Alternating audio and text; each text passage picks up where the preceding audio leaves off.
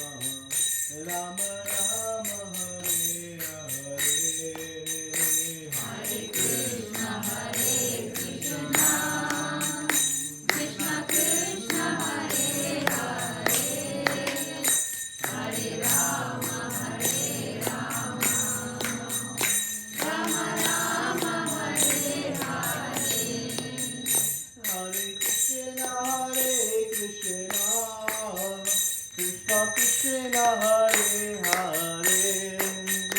Hare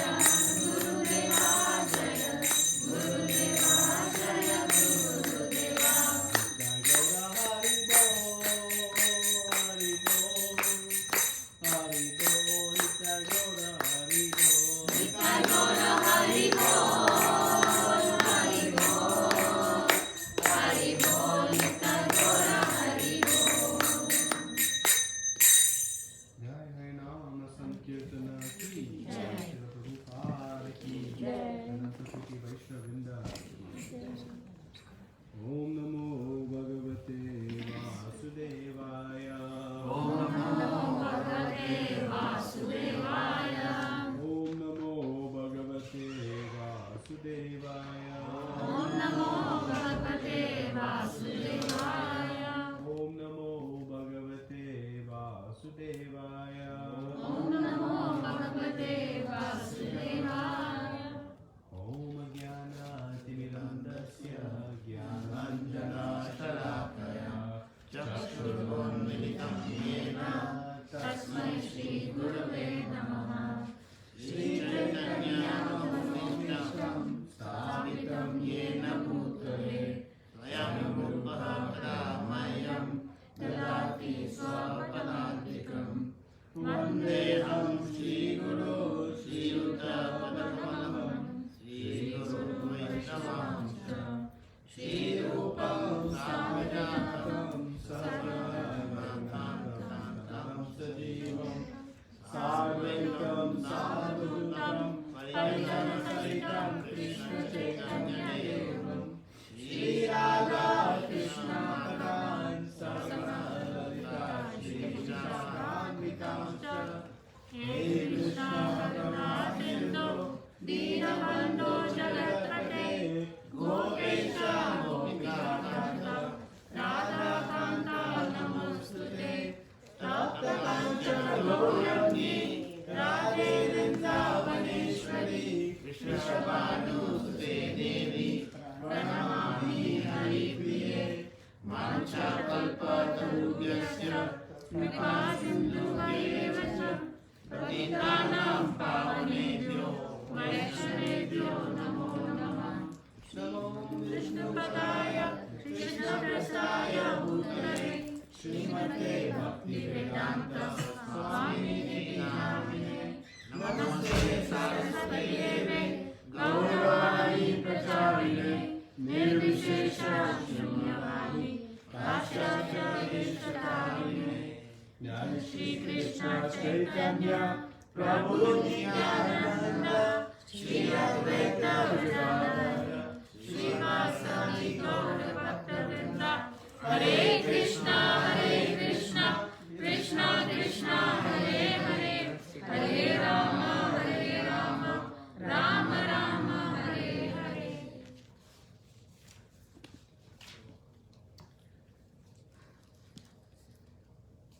Hare Krishna. Welcome to our Friday Bhakti Vriksha program. It's nice to be back studying Bhagavad Gita. We had a long break with lots of discussions about Lord Jagannath and Rath Yatra, and we had Balaram Jayanti, and we had Shri Krishna Janmashtami, Radhashtami, and so now we're back in this most wonderful Bhagavad Gita, and we have a little bit of a break until Kartik Mas starts in another 4 or 5 weeks, and then we'll be back with lots of different discussions around the glories of Kartik Mas. So enjoy studying this most instructive Bhagavad Gita. And what makes Bhagavad Gita so powerful and so important is that it produces or it delivers very practical instructions for us and guidance on how to solve all of the challenges that we face in day-to-day life. It's not meant, or geared towards those who are, yogis in the forest, or even maybe, full-time practitioners in temples. It's actually geared towards householders. Because who was the Bhagavad Gita spoken to? Arjuna. Who was? A householder. Who had job, who had children, who had lots of competing interests on his time, who had, dilemmas that he was facing, questions about what is my duty and purpose in life. And so the Bhagavad Gita is just chock full of very practical and tangible instructions. And the beauty of it is, when you begin to apply, we get immediate responses. Oh, this is working. That's what we want. We want feedback, right? Whenever we're going to do something, we want to know, is it really working? And that feedback is very personal and tangible. It's not theoretical. That's what makes the Bhagavad Gita so wonderful. And that's why Lord Shiva said, we should, if there's one Shastra we should study, it is this Bhagavad Gita. He says that in the beginning, his glorification of Bhagavad Gita and his presentation of Gita Mahatmya. He says, Eka ekam shastram. Let there be one. So it's nice to be back. So we've been discussing the three modes of material nature. Right? So what are the three modes of material nature?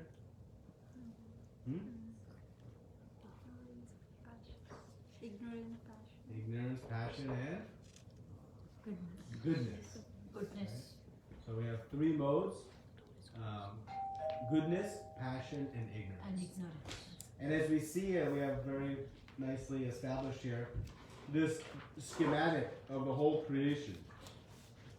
And where do the material modes reside? Where are the material modes of material nature present? In the material universe. Even up to the highest of the heavenly planets, up to Brahmalok, the modes of material nature are present. And so the modes of material nature, they provide a specific function. And what they do is that they bind us to the material world. They're like the glue, or if we want to speak a little bit more aggressively, the shackles, the chains that keep us to the material world. We may think, no, I'm stuck here because of gravity. It's not because of gravity. Or the inability to find a powerful enough rocket to launch ourselves up into. What is actually the binding force is the modes of material nature. And so we can then very logically understand if we want to transcend to the spiritual world where there's full bliss, peace, happiness, perfection of life, where there are no police officers, no doctors, no lawyers, as nobody is sick, nobody is disputing, it's just bliss. And the only job description exists, enjoy with Krishna. To get there, we have to break free of these three modes of material nature. And so they're described in our Shastra as mode of goodness, passion, ignorance, like a golden chain, silver chain, or an iron chain. Regardless of what type of chain it is a chain. Right? And so the important thing though is why this is so instructive for us is we don't really see them. See, if I'm actually physically chained by something, I know, okay, I'm bound, now I need to work to get out. But the problem that we face is that we don't appreciate or understand how the modes are actually acting on us. And if we don't know how and that they are acting on us, then we may not make any endeavor to become free from them. So Krishna, out of his unlimited mercy, is explaining an entire chapter about these modes of nature. And the whole purpose is so that we can understand how these modes influence us in our daily activities and actions. And most importantly, how we can sagunan samititeta, how we can transcend and get beyond the modes. So he's going to say that in order to do so, one should take to the process of devotional service. Right? So that's the importance of this studying of these three modes of material nature, because again, we may not see them. So the three modes, we'll just review again briefly. The mode of goodness. The mode of goodness is born out of ones who act with knowledge. But the modes of goodness is binding. It keeps one within the material world because one in the mode of goodness has relative happiness. And what is what is generating their relative happiness is that they are doing good deeds. So because they are doing good deeds and importantly avoiding bad deeds, they are getting good karmic reactions. They are not getting the bad reactions, and so they have relative happiness. But the problem with that, or the challenge with that, it's like the prisoner in the A-class jail cell. And the prisoner in the A-class jail cell sees, wait a minute, I have a better living condition than the B-class prisoners and the C-class prisoners. But the problem then is, if that A-class jail cell doesn't know what exists beyond the prison, they make no endeavor to actually get beyond the A-class. And so born engrossed in the mode of goodness, one says, relative to everybody else, I've reached the top of what can be. That is like a prisoner thinking, I found perfection of life inside the prison house. Not realizing that actual life begins outside, once one becomes free from that. And that's why our Shastra compares this material world. So the mode of goodness is binding because there's a sense of relative happiness. And what it means is then one is not so inclined or inspired to go further, to look beyond the material world. And thus that is how it is binding.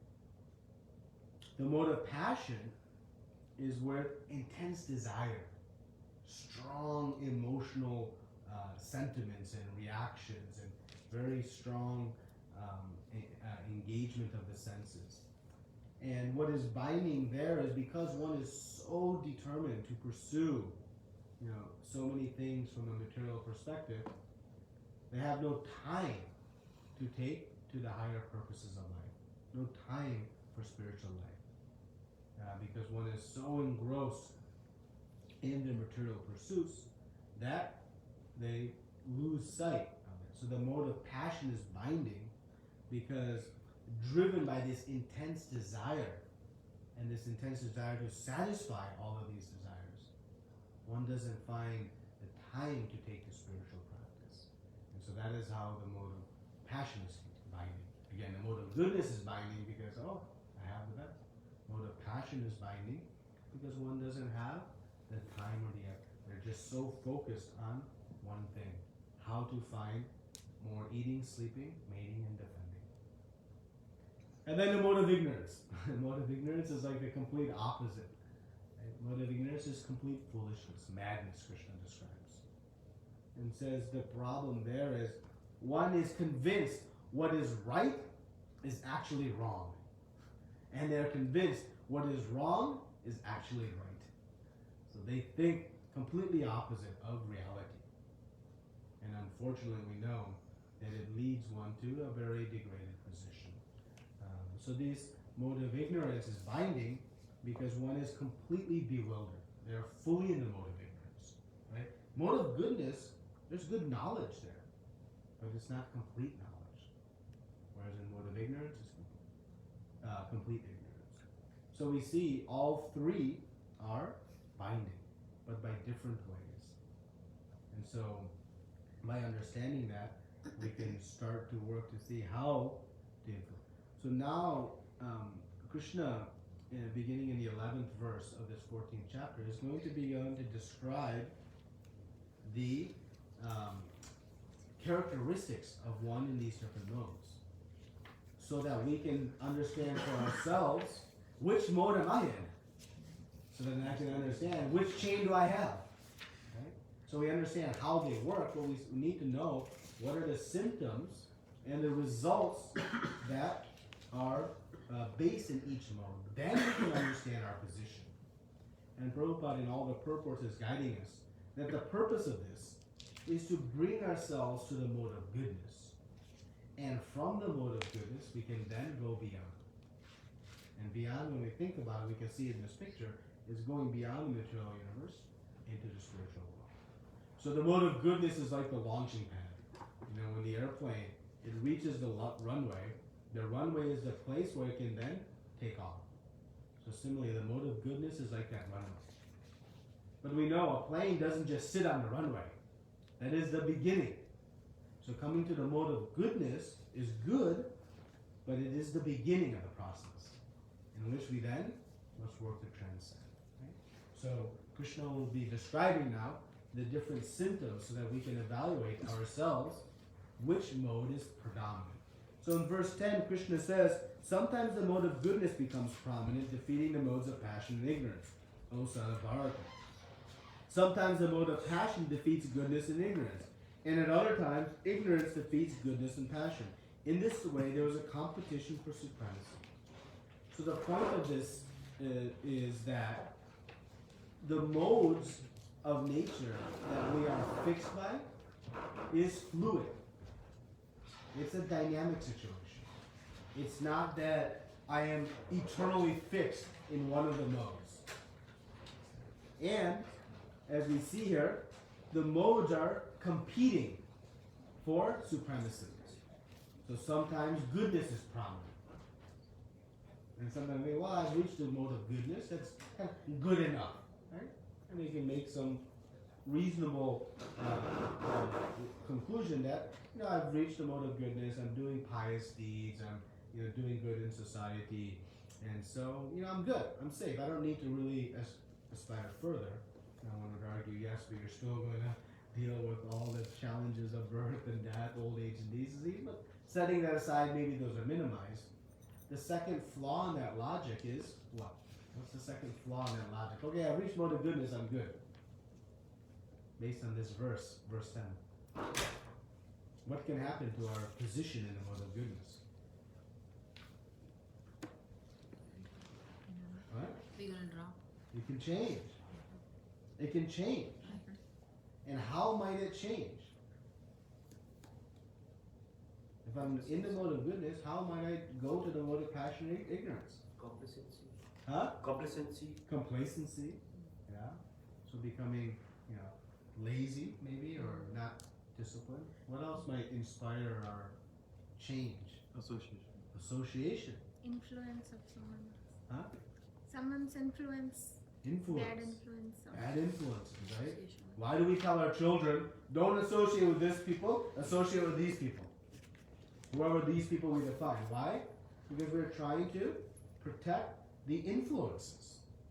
Because we know that in whatever position we've spent so much energy trying to bring out the right qualities in our child, and now if someone else influences, they may be deviated. Well, it works for us too. And we have maybe spent so much time and energy acquiring these different qualities, but by bad association, we may be influenced to a lower mode. So even being in the mode of goodness is not a permanent status. There's always subjective potential to fall back to the lower modes. And that is why Krishna is going to say, don't stay even in the mode of goodness. Because once you reach the mode of Shuddha Sattva, pure goodness, it's eternal. That is a fixed state in which there is no possibility of falling backwards.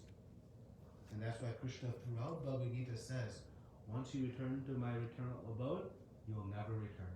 Of this, there is no doubt. Because we have doubt. Really? Maybe? He says no doubt. No doubt. So, the mode of goodness is good relative to passion and ignorance, but still far below our ultimate potential. So, and these modes are competing, and so we'll see. And also, we should understand that we are not exclusively in one of the modes. We are a mixture of all three. One may be dominant mode of goodness, but still there will be tinges of passion and ignorance within us. We may be fully in the mode of passion, but still there will be tinges of goodness and ignorance within us, and vice versa. So we are a mixture of the three, but one will be predominant. Okay? So now let's read the 11th verse. We're going to read 11, 12, and 13 today. They're kind of all connected. And we'll see how we can see the manifestation of the modes, manifestation of each of the modes within us. If someone wants to read 11.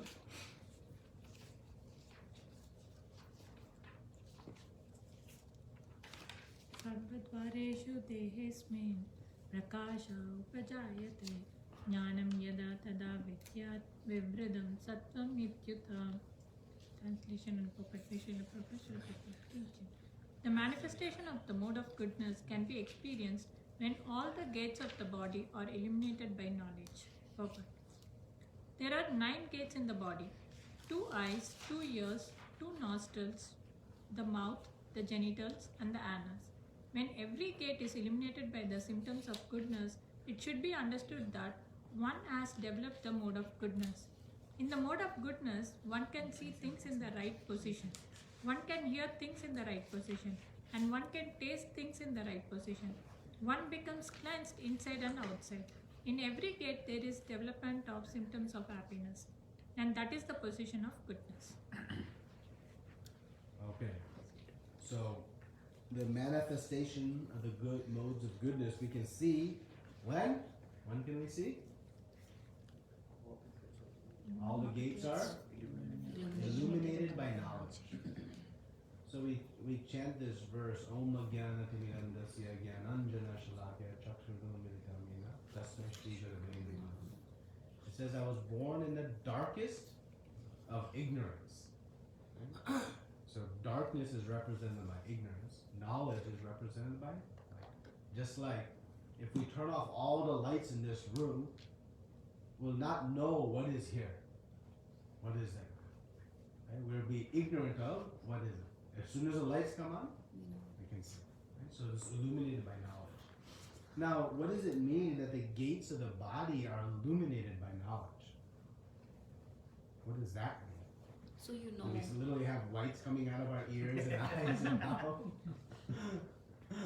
So I think like eyes knows what to see, and the ear focus what to hear.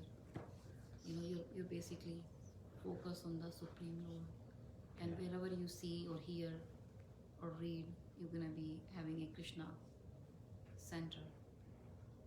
Close. In other words, trying to use your senses to gain knowledge. To gain And knowledge. are illuminated by knowledge, all your senses. So all the different senses are guided by knowledge. Now, knowledge of physics, knowledge of who won the cricket match yesterday, knowledge of Science of God. knowledge of what is good for me and what is bad for me. But still, this knowledge. Let me ask the question: is this knowledge knowing who is Krishna and what is my relationship with Krishna? No. Why? Very important distinction. Very, very, very important distinction. That knowledge about who is Krishna, my relationship with Krishna, that knowledge is, Transcendental. think back, go to the 4th chapter. What's the title of the 4th chapter? Transcendental knowledge. Transcendental knowledge. Transcendental to what? Transcendental to the 3 modes of nature. So that knowledge is superior to the modes of goodness. Very important. As soon as we think about my knowledge of Krishna, my relationship with Krishna, we have gone beyond the modes. We have cut the shackles. Right? So let's just briefly describe them. What is this knowledge in goodness? This knowledge in goodness is understanding within the realm of the material world, the regulated activities enjoined in Shastra, described in Shastra, for material success. Right? So in the Vedas, we have so many different prescribed activities that one can do to get different activities, different successes in the material world. Right? So that knowledge is guiding one's action in the mode of goodness. So we call it, in a loose term, regulated sense enjoyment. It's still sense enjoyment, trying to enjoy the senses, enjoy the body, not focused on Krishna. But one is doing so, understanding, okay, I'm not the independent authority. I'm letting a higher authority guide my actions. But it's still within the realm. So one can maybe go to some of the higher planets within the material universe, but still within the material universe. This knowledge, one cannot transcend. One cannot transcend with this knowledge. But still, it's a better position than one is using, no knowledge to guide their senses. Right? So this illuminated by knowledge, one basically understands how to use the eyes, ears, nose, senses in activities that are beneficial. And basically, we can think in simple terms, getting good karma credits and avoiding bad karma. Right? But that's knowledge, right? If we ask our 6 neighbors down the street, what's good karma for you, what's bad karma, how many will know? It takes knowledge. We have to understand. Because what is good karma, bad karma, it isn't what I want to do or what I don't want to do. Or what the city of Troy, Michigan says you can do and cannot do. Those laws are made by Krishna. So one must go and get that knowledge. What is good for me and what is bad for me? And then when one engages all of their senses, the 9 gates in those activities, we know they're situated in a mode of goodness. So we can observe, right? We can see by the activities of one that the gates are illuminated by understanding. Right? So again, there's no shining lights coming out of our ears or eyes to say illuminated, but by the activities guided by, but a clear distinction between material oriented knowledge and Krishna, which is transcendental. Okay? We must very squarely keep this, because we often confuse mode of goodness with devotional service. Okay? So mode of goodness is still within the material realm. Devotional service is on the spiritual realm.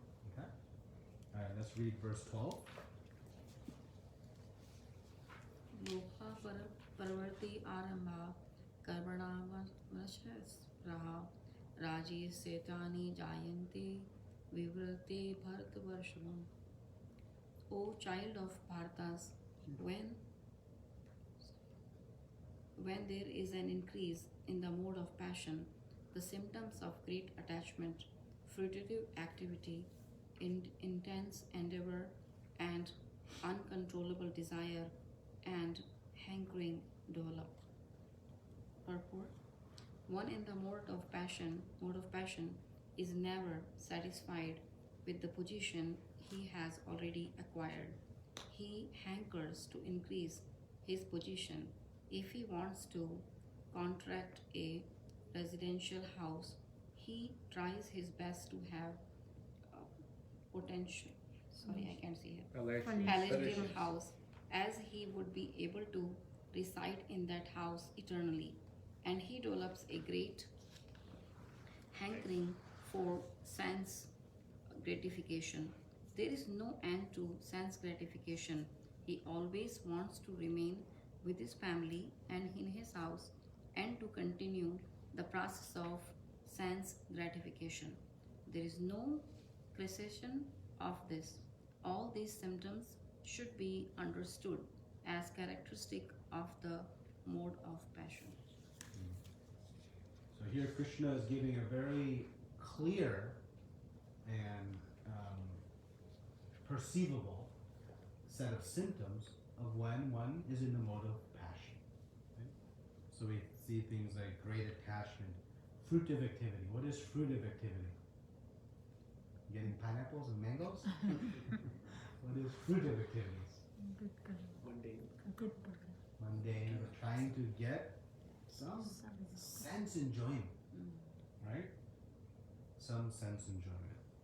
We see intense endeavor.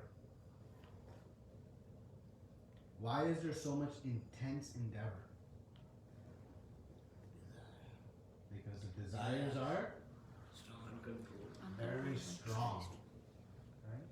So because the desire is strong, then one is willing to put forth great effort to get it, right? So now, let me say, well, that's not a bad thing, right? Like it's good to have a desire and then work hard towards it, right? So what is the flaw though in this mode of passion? Where is the disconnect? The endeavor or the desire? Desire. Right? The desire is not what is going to give the soul happiness. That is the flaw. Because we know in the material world, as soon as we satisfy one material desire, what happens? Another one comes. Next. Another one comes up. Okay, so then I'll just satisfy that another one. Then what happens? Next time. Keeps it never ending. Another Never one. ending. And when it doesn't end? Ready for the next Really? one. It never ends? Prabhupada says, right, you build a house, and then you want a palatial house, then you want a second house, then you want, the third vacation home, right? Like, the desires, and the fallacy is that when we achieve what we wanted, through intense endeavor, we don't get the taste from it that we were hoping. the happiness, the enjoyment we want from it. We may get some. I'm not to say that ends there's no quickly. happiness. It ends very quickly. It ends quickly, and then the desire, right? So this intense endeavor is based on uncontrollable desires. Right? These desires manifest, right? And we have this hankering. Right? But all of this for material sense enjoyment. And the problem with this is that it won't give us any real happiness. We'll constantly be frustrated by the attempts. When we get it, when we get whatever it is that we want, we won't be satisfied because it won't give us the taste we'll have, and we'll also have the fear that we're going to Choose it. lose it. So as soon as you get it, you become worried about losing it. The king has the royal palace and all the ministers and all the servants and the best of meals. What is the king always fearful of? He's gonna lose it. He's going to lose. And who is he most fearful of? Who's with them? The insiders. Who's going to poison him? Who's going to slit his throat at night? Who is going to try to? Right?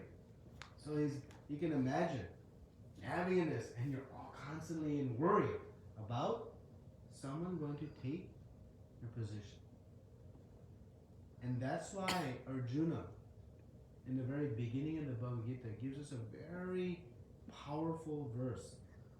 He says that even if I were to win an unrivaled kingdom, an unrivaled kingdom means a king who has no worry about being usurped. Even if he won that, he would not be able to dispel his fears and anxiety. Not able to find that happiness. So this is the mode of passion we see, this intense, but the endeavor and the desires are misplaced. And misplaced only by the definition, it won't give what we want, which is happiness and peace. So it's misplaced. Now, do we see this around in the world? Everywhere. In essence, we can see actually the whole of society is situated at best in this mode of passion. Okay? If you want proof, just walk into Somerset Mall. just go up and down the mall, right? And you see how much desire and things, some needed, of course, but how much truly, when we hear this concept, simple living, high thinking. Of course, there are facilities we all need for our existence. But when you set that aside, what is the consumption beyond that? And that is the gauge of this mode of passion. And we can see it's very significant and not insignificant, right? So actually, all of society, and this is why we see so much anger. Where does anger manifest from? Unfulfilled desires. Unsatisfied desires. When we have a desire and it's not satisfied, we become angry. A child, when they want some ice cream and they don't get it, they become angry. Well, we adults do the same thing, but unfortunately more comprehensive repercussions. So when our desires are not fulfilled, we become upset. Well, which of our material desires actually can be fulfilled? None of them. And so when the mode of passion is prevalent, we see this very spicy emotional state of mind. Right? And so if we objectively look, it's actually characteristic of whole society. But that's not always the case. This is Kali Yuga. In Satyuga, you'll see a very different dynamic, a very different environment, where most everyone is situated, at worst case, in the mode of goodness. And everyone is very peaceful in existence. Okay, so let's read verse 13. Yeah. Your question. Yeah. Yeah. So, suppose one does not have his own desire, but is supporting somebody else's desires. He's working just towards a goal to fulfill somebody else's desire. So, what mode would he be in? Would he be considered in the mode of passion? Because he's doing all the endeavor, even though the desires are not his. Well, ultimately, there's still a desire of his or hers, which is why they're working to satisfy that other person's desires. They want something from that relationship. There's a desire to achieve something, right? So that's where the the conundrum sort of hits, is that ultimately we're looking for something from that relationship that propels us to work out. And most often we see this in the household or the grahastha ashram, right? The family works very, very hard to satisfy the desires of the family, right? And that can take one to the grave. Let's just be honest.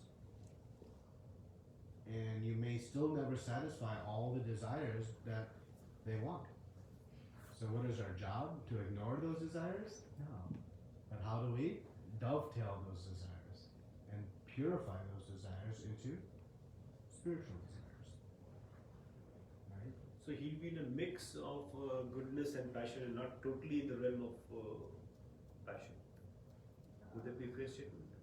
Yeah, I mean, if you're, in the practice of Krishna consciousness, remember, until we have reached pure devotional service, which is a very high platform that we're all aspiring for, we're going to have tinges of activities in the mode of goodness, passion, and ignorance, right?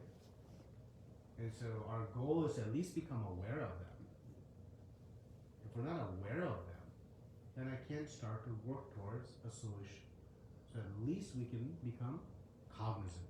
These are the situations, okay?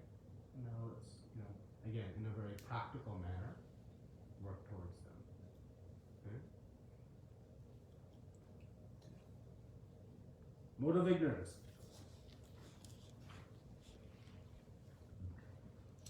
Praksho pravittischa pramodamoha eva cha tammasya yetani jayante vivirte kurunandana. When there is an increase in the mode of ignorance, O son of Kuru, darkness, inertia, madness, and illusion are manifested. Purport. When there is no illumination, knowledge is absent. One in the mode of ignorance does not work by a regulative principle. He wants to act whimsically, for no purpose. Even though he has the capacity to work, he makes no endeavor. This is called illusion. Although consciousness is going on, life is inactive. There are symptoms of one in the. These are the symptoms of one in the mode of ignorance. So we see here, has the capacity to work, but no endeavor. So when we talked about in verse 12, this intense endeavor, I said again, the endeavor is not the flaw. It's the aim of that endeavor that is the disconnect. Because in illusion or ignorance, we can say, hey, there's no endeavor, so we're good. No. That is mode of ignorance. And we see that this is characterized by darkness. So we have illuminated in goodness, and we have darkness in ignorance. Right? So we talked about darkness means don't know anything. So how much of society is revolving in the mode of ignorance? Everybody. Virtually all of society. Right? And so when Prabhupada says everybody is in the mode of passion and ignorance, something like, oh, that's kind of harsh, that's, maybe, but actually it's reality. It's reality. But within that reality comes an opportunity. An opportunity for us, of acquired some knowledge, to share and to illuminate it. Again, in a tactful way, how we can bring, at least if one is in the mode of ignorance, to the mode of passion. And from the mode of passion to the mode of goodness. And from the mode of goodness to pure goodness, the devotional service. Right? So, this where we sit in goodness, passion, and ignorance is not some random or obscure understanding. It's very clear where we are. Though we may not see the chains bound at our ankles and hands, we can see the modes within us. And we see this in all walks of life, right? You know, I always give this example. Two people are sitting in a restaurant, and one person is smoking and the other person is like, miserable. Why? Because they are governed by two different modes. One is enjoying one activity and the other is miserable by that same activity. Why? They have different tastes. One enjoys, pious, classical music and things that are, soothing, and others enjoy this very, dark and lyrics full of nonsense music. Why?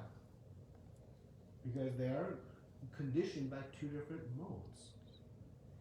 Okay?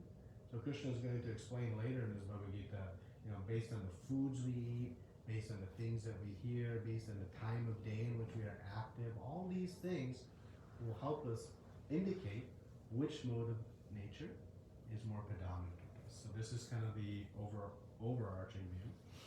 And then Krishna now is going to give, in the next set of verses we'll discuss next week, what happens when you die in each of these modes. Not anything we want to really talk about, but we have to be real. So what is the result? If I'm in the mode of ignorance and I leave this body, what is the result? Whereas if I'm in the mode of goodness, what is the result? Krishna has already said in the 8th chapter, if we leave this body,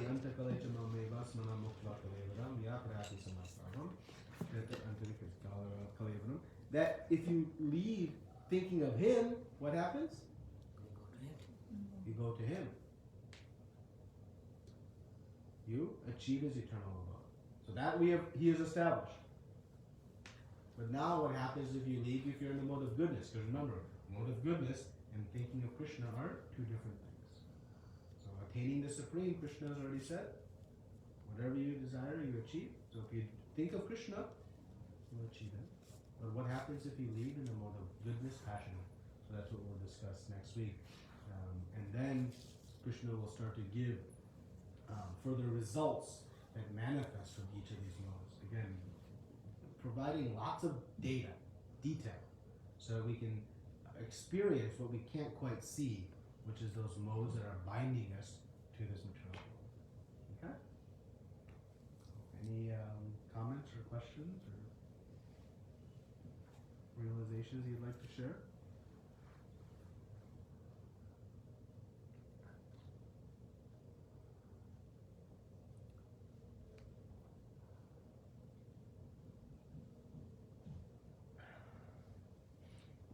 I see that there is so much of influence from because you talked about the music thing. Even like, if they are from nice background, if they are like listening to spiritual or like they are doing it, but now with that kind of punk rock and all this new, they're all moving towards that one from more of goodness, or I would say like even at least more of passion, they're all moving to more of ignorance very easily, like mass influence. So what is something we could reverse that? Is there any? Well, part of that is, again, trying to attract those who are attracted to different modes to this higher purpose. But ultimately, when it comes to music, as you're picking, songs of Krishna are the best and ultimate music. Because remember, when we talk about these modes, we talk about like intense endeavor, desires. Krishna told us all the way back in the 2nd chapter that we'll always be full of desires. Why will we always be full of desires? There's a very scientific reason why. Soul searching for happiness. Soul is searching. Soul is active. The soul is active. So there will always be desires. So desires are not bad. It's actually the intrinsic nature of us as a soul. The only thing is, what desires are good for us and what desires are not good for us. That is what we have to acquire with knowledge. So, Krishna consciousness is about transforming unhelpful desires to beneficial desires. I want to enjoy my body separate from Krishna to I want to enjoy with Krishna. That is the summary of our transition of desires. But spirituality is not about subduing our desires, nor is it about subduing our endeavor, nor is it to subdue the enjoyment of our senses, what we hear, see, taste, touch, smell. No. It's actually about enriching all of that, enriching all of it, but in a way that is beneficial. And beneficial by what definition? What will give us peace and happiness. So that's the important point when we talk about things like desireless. So listening to music is great. It's wonderful. But we should listen to music that is going to help us, and that is Krishna Kirtan. Now, even in Kirtan, when it's not in this pure state, there can be tinges of these other modes. Sometimes we see, the Kirtan is so loud and ear-piercing. It can create almost a disturbing feel versus a very smooth and soothing feel. And sometimes out of enthusiasm, sometimes out of this can manifest, right? Like that. So this Indra Maharaj is very particular. When he's leading a kirtan, he's about there should be one mridanga, one set of kartals, one harmonium, simple beats, simple meters, and relish the holy names. That is what we are relishing, not the elaborate musical component. Of course, that's very soothing when someone sings. Krishna's flute, trust me, is the most soothing. But the point is, Bhakti Siddhanta says Thakur, he used to purposely sing out of tune. And why?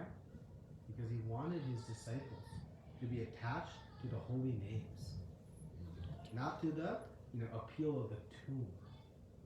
Of course, he was doing that for a point to manifest, right? So when we innovate the delivery of our kirtan, for example, it should be with the right goal. And again, some of this innovation is great because it attracts those who are attracted maybe some more rock music, and they're like these Hare Krishna rock bands, and it's very nice because it can bring those persons to that. There's kirtan rap and hip hop that people love, right? But again, for that purpose. So we have to be careful of it, I guess. Okay. You got a question or a comment? How knowing these modes will help the devotee practitioner? Yeah. So it's just like if I know that my temperature is supposed to be 98.6, and then I take my temperature and it's 100. By knowing that and measuring that, I know I have to do something about it, right? But if I don't know what my normal temperature is, or I don't know what my actual temperature is, either one, then I'm covered, right? So this knowledge is meant to help me take action as necessary.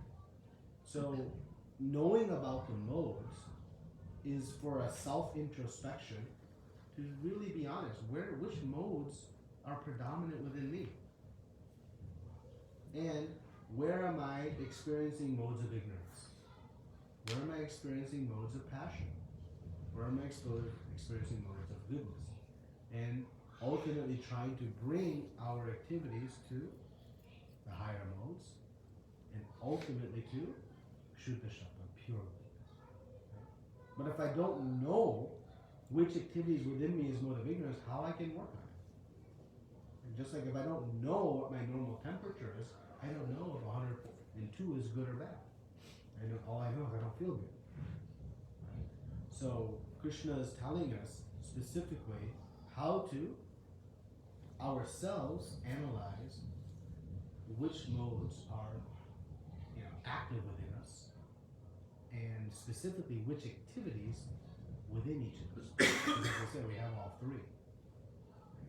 And the purpose and the whole goal of knowing these modes, Krishna is going to tell us in the 27th, 24th, or something like that of this chapter, which is to transcend the modes. Don't go to the runway and stay on the runway. The point of going to the runway is to. So just coming to the mode of goodness is not sufficient. Because still you'll encounter repeated cycles of birth, death, old age, and disease.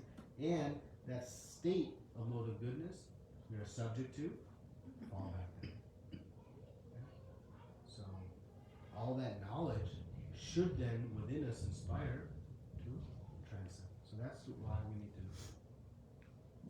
To inspire us to transcend and to know how these modes are affecting us. Because the thing is, I don't see them. I can't see them when it happens. But I can see them through these symptoms. Okay? Any other questions or comments?